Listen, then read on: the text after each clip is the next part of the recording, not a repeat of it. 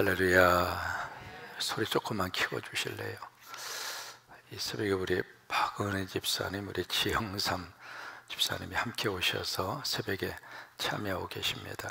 박수 한번 해주실래요? 오래간만에 오셨습니다.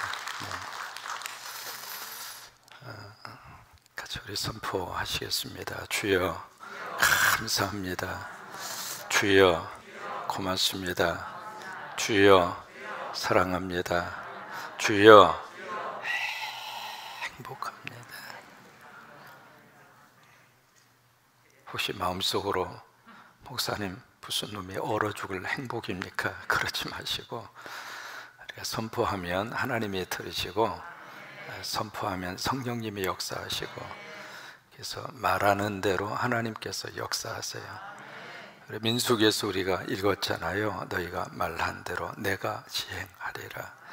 그러니까 그 말을 하나님도 들으시고 사탄도 들어요. 그러니까 사탄이 좋아하는 말을 많이 하면 사탄이 그렇게 움직여요. 근데 성령님이 좋아하시고 하나님이 좋아하는 말을 많이 고백을 하면 하나님이 그렇게 내 삶을 또 이끌어 가십니다. 그렇게 되시기를 주의 이름으로 축원합니다.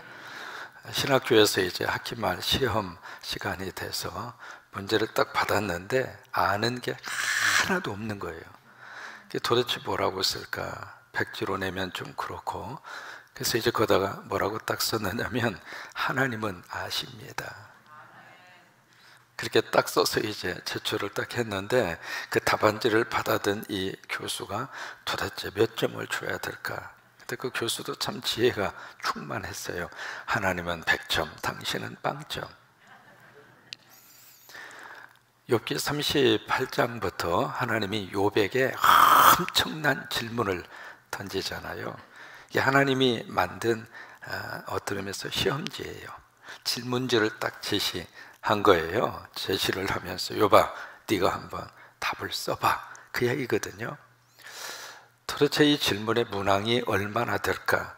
적게는 71문항이고 많게는 101가지 문항이라 각자 조금씩 이렇게 다르게 해석을 합니다.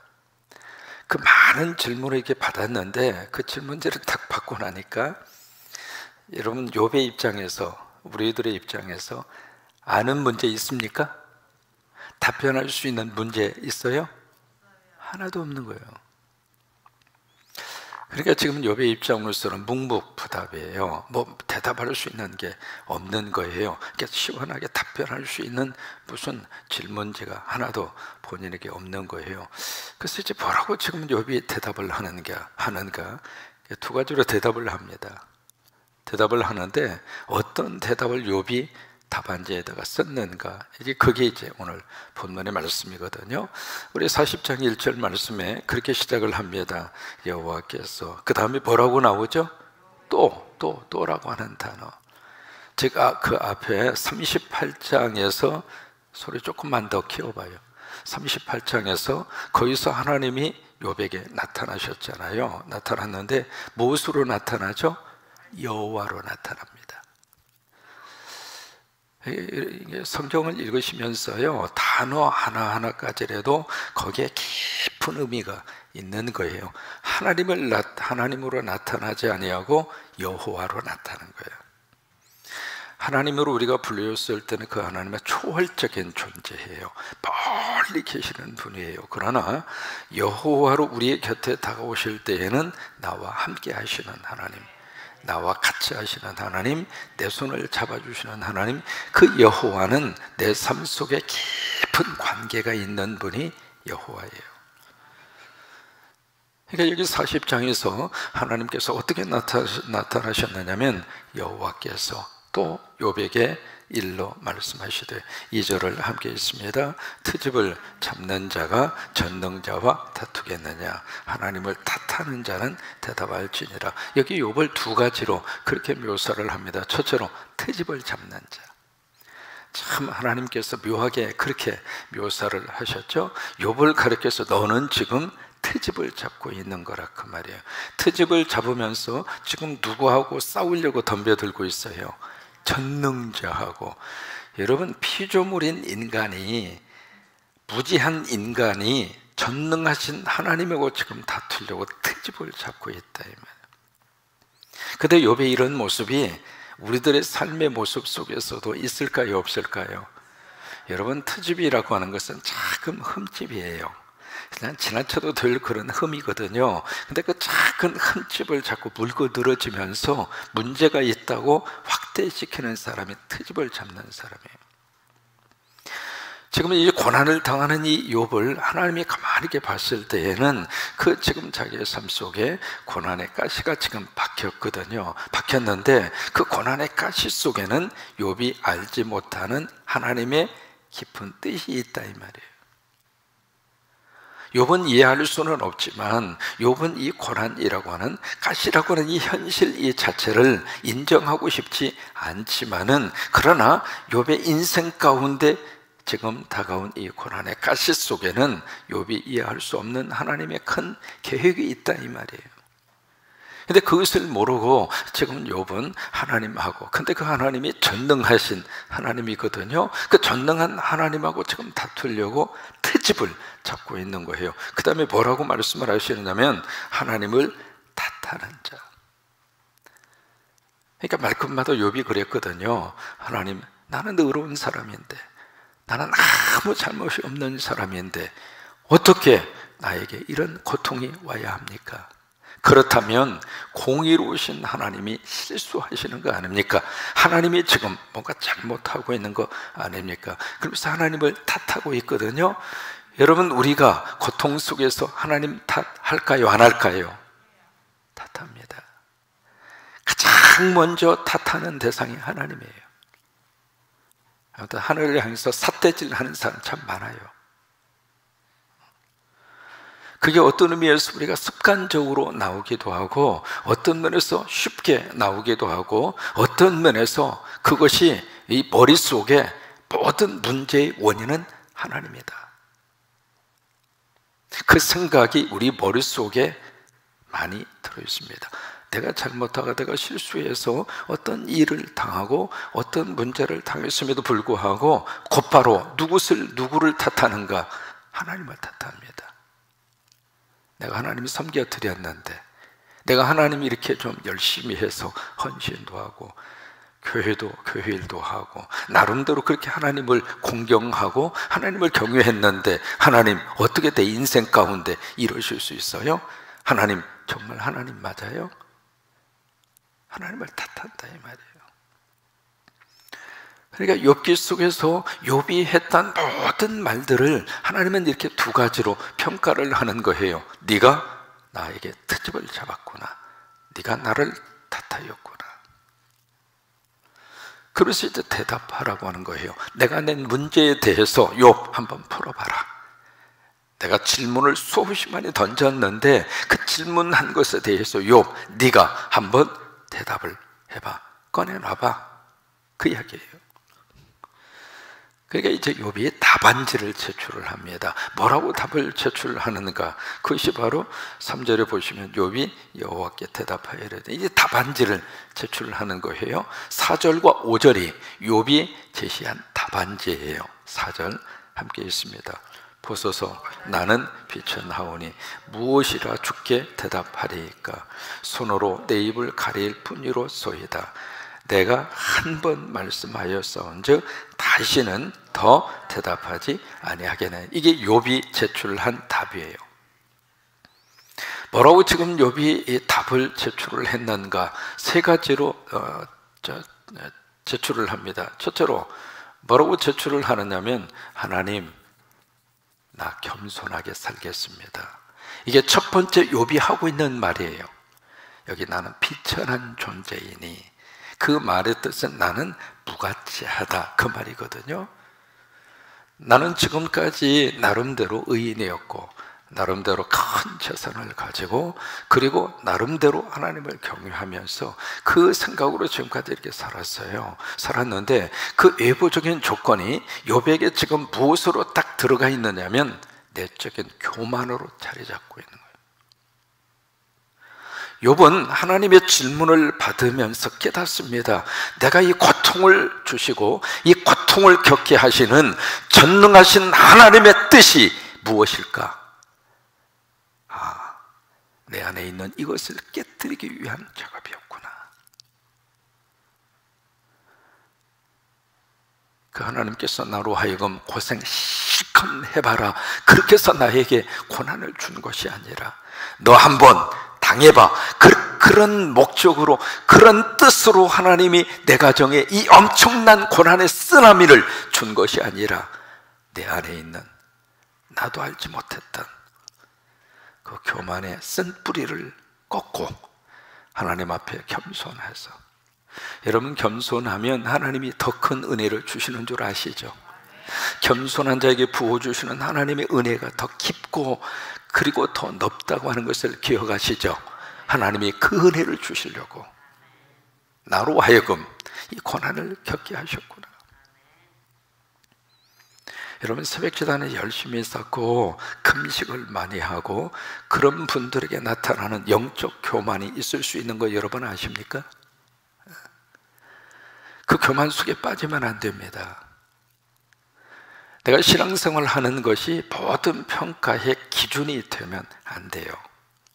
그렇게 해서 나는 열심히 새벽기도 쌓고 나름대로 헌신하고 충성하는데, 아니 저 사람은 뭐 그렇지도 못하면서 뭐 큰소리나 치고 뭐 그러면서 나름대로 내 평가 판단의 기준이 그것으로 딱 이렇게 고착화가 돼서 남을 그 잣대로 재서 부족하다, 넘치다 그렇게 말하면 안 돼요. 그게 나에게 교만이 될 수 있어요.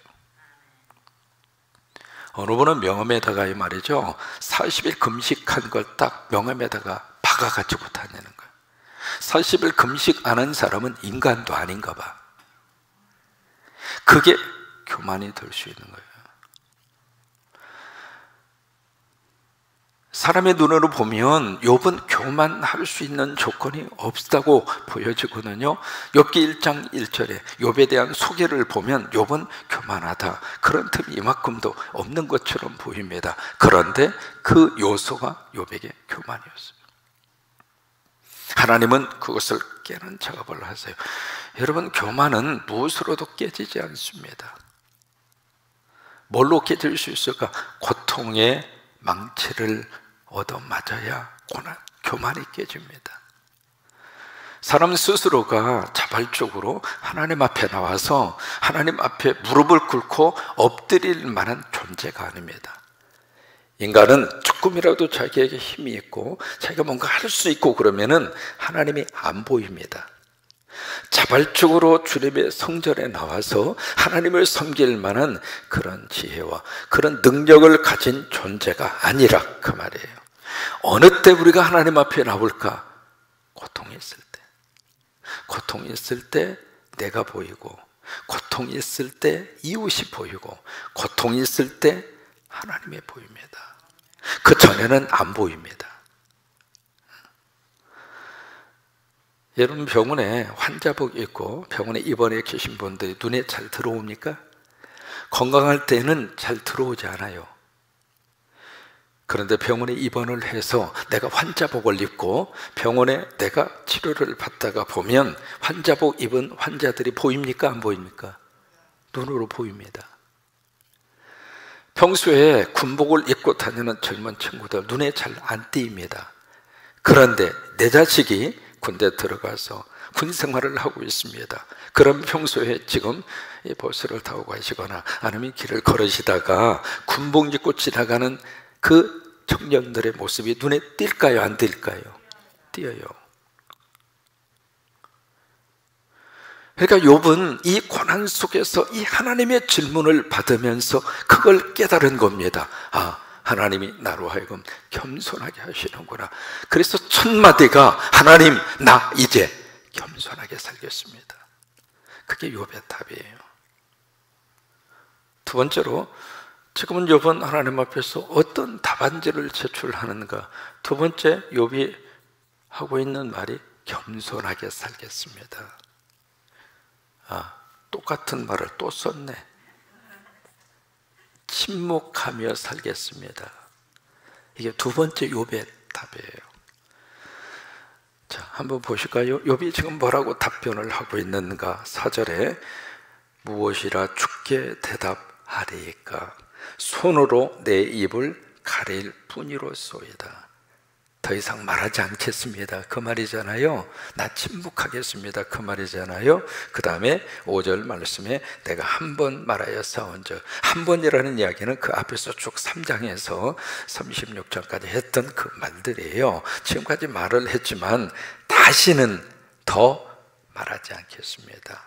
나 침묵하겠습니다. 지금까지 욥은 한마디도 치지 않으려고 엘리바스가 이야기하면 욥도 이야기하고, 빌닷이 이야기하면 욥도 이야기하고, 소발이 말하면 욥도 이야기했어요. 지금까지 욥은 스스로가 지혜롭다고 생각을 하고 본인이 할 수 있는 말을 다 쏟아부었어요. 그래야 직성이 풀린다고 생각했고, 그래야 내가 지지 않는다고 생각했고, 그래야 된다고 생각을 하고, 한마디도 지지 않으려고 씩씩거리면서 욥은 다 말을 했어요. 그러면서 욥이 했던 말은 하나님 이 고난, 내가 하나님 만나서 하나님에게 따지겠습니다. 하나님 과연 지금 이 고난 이 자체가 하나님 정당한 것입니까? 나 하나님을 따지겠습니다. 그러면서 욥이 지금까지 쭉 이야기를 했거든요. 근데 막상 하나님을 만났어요. 이제는 따져야 되잖아요. 그런데 욥은 그 하나님 앞에서 하나님, 이제는 침묵하겠습니다. 말하지 않겠습니다. 여러분, 이 침묵이라고 하는 이 단어, 침묵의 영성, 이게요 깊은 영적 삶을 풍요롭게 만듭니다. 사람은 말을 해야 살 수 있는 존재이기도 합니다만은 어느 때는 침묵 속에서 하나님의 음성을 듣습니다.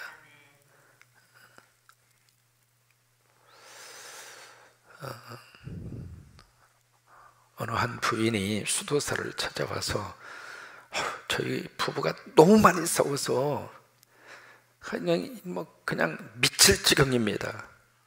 도대체 우리 사는 건지 뭘 하는 건지 모를 정도로, 이거 좀 어떻게 좀 안 싸우고 살 수 있는 방법을 좀 알려달라고. 그러니까 이 수도사가 물이 들어있는 조그만한 병을 주면서 앞으로 부부싸움 막 일어나기 직전 저쪽에서 막 이야기를 하면 당신이 여기서 또 대꾸를 하고, 그럴 찰나에 이걸 입에다가 한 모금 딱 집어넣고 꿀꺽 삼키지 말고 한 5초 정도 그 물을 머금고 있다가 그러고 나서 그 다음에 말을 하라고.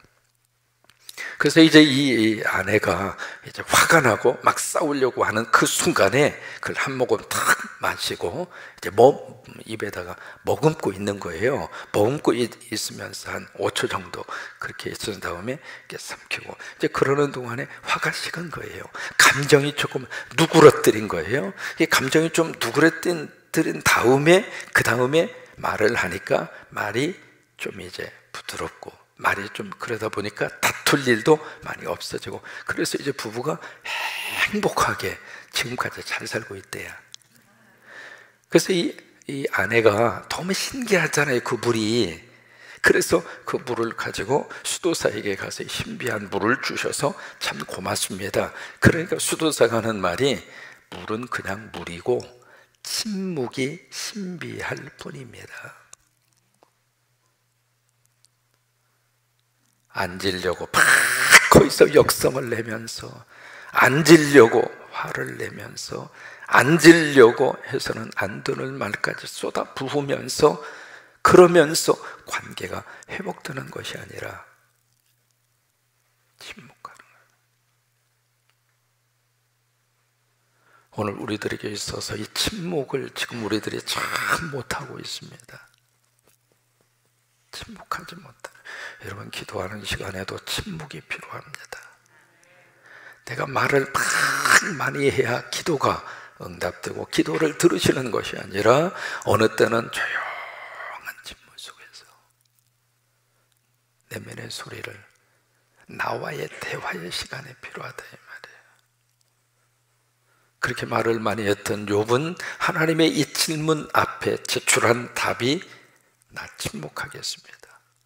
침묵이에요. 침묵한 욥은 그 인생이 끝나버렸는가? 그렇지 않았잖아요. 나중에 욥이 엄청난 하나님의 회복의 복을 받아요. 그래서 여러분, 침묵이 필요합니다. 침묵이 필요해요. 세 번째로 욥이 제출한 답이 있습니다. 욥이 제출한 답은 새롭게 살겠습니다. 이게 세 번째 제출한 욥의 답이에요. 첫째, 하나님, 나 겸손하게 살겠습니다. 두 번째 제출한 답은 하나님, 나 침묵하며 살겠습니다. 세 번째 제출한 답은 나 새롭게 살겠습니다. 42장 6절입니다. 42장 6절 가서 보시면 욥이 대답한 말이거든요. 답안지, 욥의 답안지 6절 한번 읽습니다. 그러므로 내가 스스로 거두어 드리고 티끌과 제 가운데에서 회개하나이다. 여러분, 이 회개하나이다 라고는 그 단어가 어떤 의미를 가지고 있느냐면 나 새롭게 살겠습니다 그 말이에요. 새롭게. 회개라고 하는 말과 그 다음에 후회라고 하는 말을 혼돈하시면 안 됩니다. 많은 경우에 우리는 후회하고 끝납니다. 근데 후회는 사실은 삶에 있어서 별다른 것을 가져다 줄 수가 없습니다. 그냥 후회하고 또 후회하고 또 뒤돌아서 또 후회하고, 그러면 그것은 계속 똑같은 죄를 반복하는 거예요. 하나님은 우리에게 그 일에 대해서 후회해라, 그 일에 대해서 땅을 치고 통곡하고 눈물 흘리면서 후회해라, 그렇게 말씀하신 것이 아니라 회개하라고 하는 거예요. 회개라고 하는 것은 새롭게 사는 거예요. 지금 욥의 입장으로서는 뭐 하나 바꿔진 거 없습니다. 지금 그가 겪고 있는 상황 그 자체가 그대로 있어요. 있던 재산 다 거덜났고 10명의 자식은 떼죽음을 당했고, 본인은 지금 병에 걸려서 기와장 가지고 긋고 있는 것은 여전히 긋고 있고, 집 나간 와이프는 돌아오지 않았고, 지금 상황은 그대로입니다. 하나도 바꿔진 게 없어요. 그런데 하나님, 나는 이제 새롭게 살겠습니다. 무엇이 욥을 새롭게 살도록 만들었는가? 하나님의 뜻을 알았어요. 내 인생 가운데 이 고난이 찾아오고 이 고난이 내 삶 속에서 허락하신 하나님의 뜻이 무엇인가라고 하는 것을 아는 거예요. 그래서 그 고난 속에서 하나님, 나는 이제 새로운 마음으로,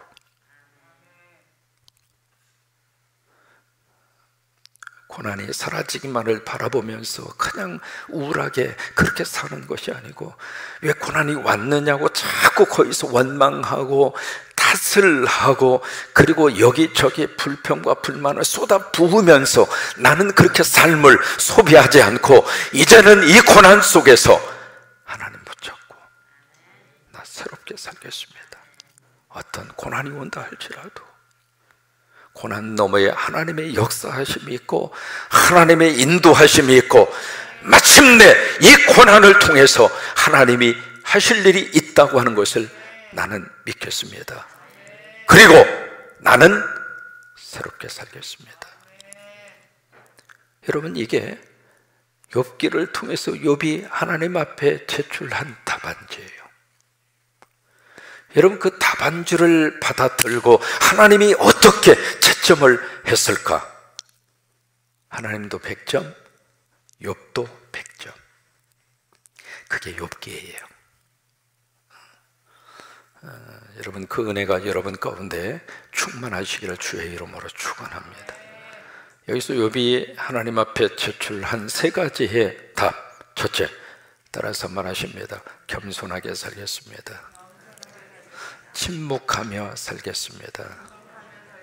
새롭게 살겠습니다. 여러분, 이 은혜가 넘치기를 주의 이름으로 축원합니다.